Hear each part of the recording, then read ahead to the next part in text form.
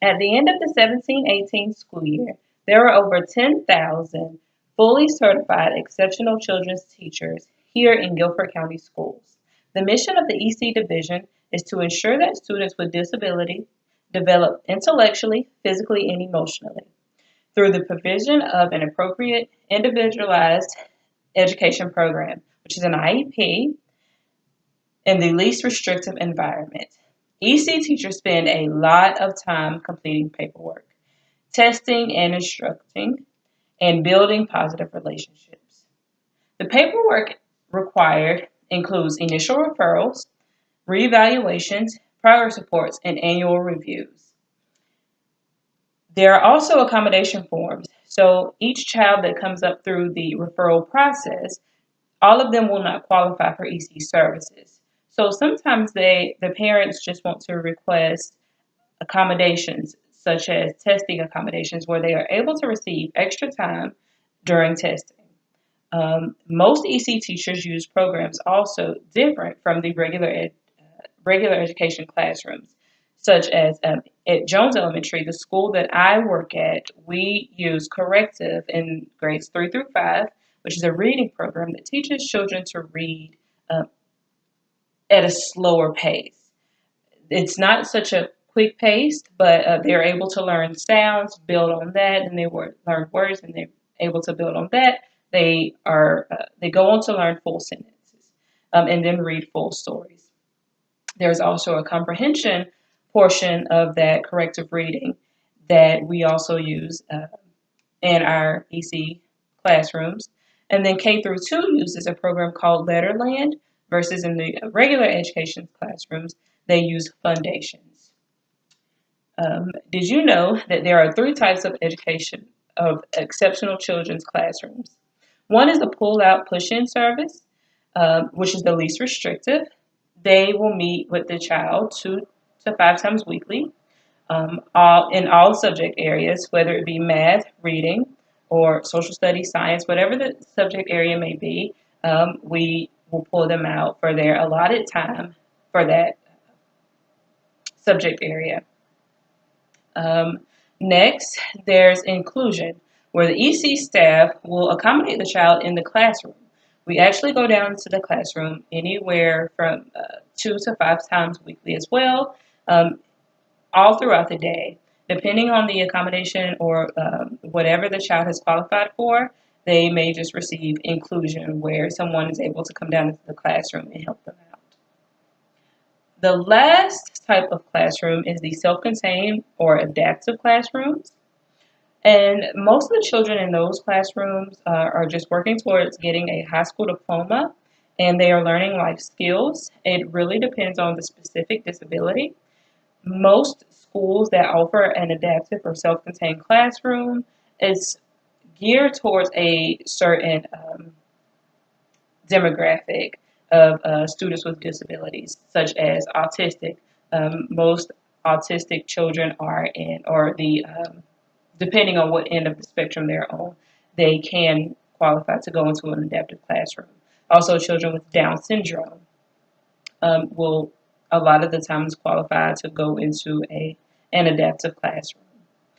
Um, I was able to interview an EC teacher that provides services such as push-in and pull-out services, and we also, of course, offer inclusion.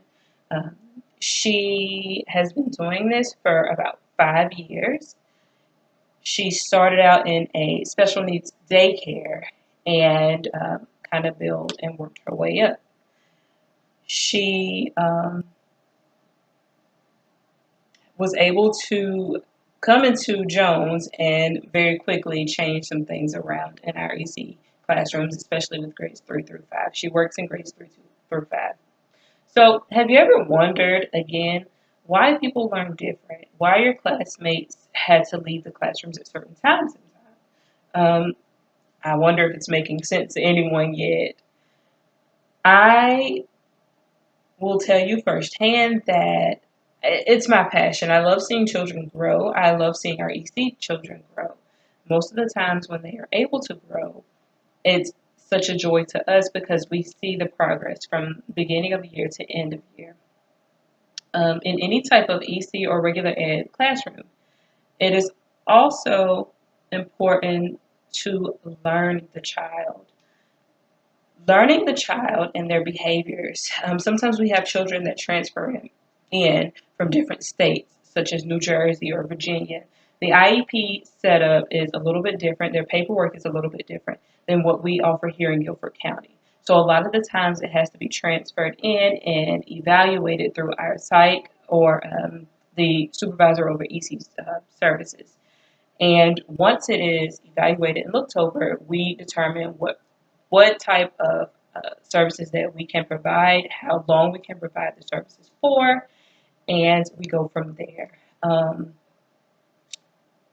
We also have to be aware of that child's behaviors. Whenever they transfer in, some of the children have behaviors that we need to know about.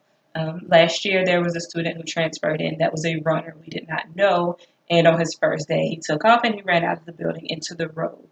It is very crucial to read that child's IEP before they come to school, if you're able to, or to know or be able to reach out to someone from a previous school to know and so that you're aware of that child's behaviors or anything, the triggers, patterns, what makes this child tick, so to speak. And then you can sort of build on from there and build your relationships with the child. Our runner from last year has since decided to just kind of walk out of the classroom, but he knows where the EC classrooms are, and 9 times out of 10, he'll come find us, someone from EC, and he does not run out of the building anymore. He hasn't ran out of the building since last year. We also provide behavior interventions, and we test out different interventions to see what's the most effective. So this student this week may try a behavior chart versus the next week another student may try a visual schedule. As long as students are able to learn and continue to grow, and also able to go back into the classroom sort of mainstream, then we would consider our jobs very effective. In the years to come, it is our hope that there's a better understanding of children with disabilities and their needs and making their goals attainable. Sometimes classroom teachers make the goals for the students with disabilities a little high and a little harder to reach.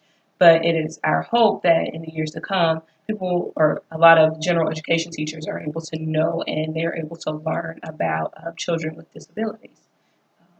Again, this is Jasmine Phillips, and I have talked to you about EC, our Exceptional Children's Program.